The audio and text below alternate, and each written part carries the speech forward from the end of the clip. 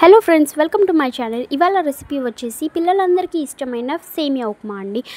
మా పిల్లలకైతే అంతగా ఇష్టం లేదు అని అనుకునే వాళ్ళు ఈ ప్రోడక్ట్తో అయితే మీరు ఉప్మా చేస్తే పులావ్ లాగా పొడి పొడిగా ఉండే సేమియా ఉప్మా అయితే రెడీ అయిపోతుందండి.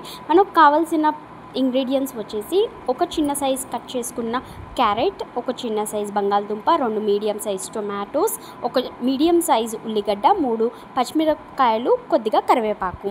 ముందుగా ఒక ప్యాన్లో 1 టేబుల్ స్పూన్ నెయ్యి వేసి సేమియాను వేసుకొని బాగా రోస్ట్ చేసుకొని పక్కన పెట్టుకోవాలి.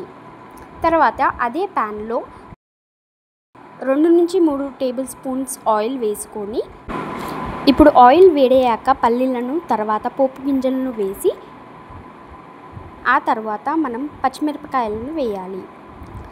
పచ్చిమిరపకాయల తర్వాత కరివేపాకు, ఉల్లిపాయ ముక్కలు, బంగాళదుంప మరియు క్యారెట్ని వేసి బాగా మిక్స్ చేయాలి. బంగాళదుంప మరియు క్యారెట్ సాఫ్ట్ అయ్యేంత వరకు రోస్ట్ చేయాలి. తర్వాత వచ్చేసి ఇప్పుడు 1 టేబుల్ స్పూన్ ఉప్పు మరియు పసుపుని వేసి మిక్స్ చేయాలి.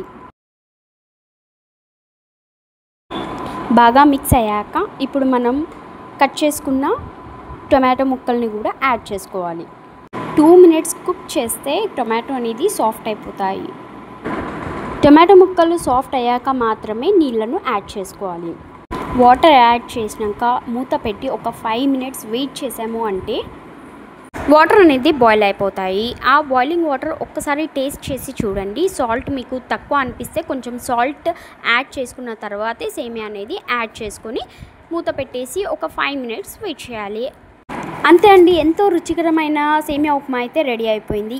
ఈ ప్రోడక్ట్ కనుక మీరు యూజ్ చేసినట్లయితే కామెంట్ రూపంలో తెలియజేయండి. వీడియో నచ్చితే లైక్ చేయండి. మరిన్ని వీడియోస్ కోసం ఛానల్ని ప్లీజ్ సబ్స్క్రైబ్ చేయండి. Thank you for watching.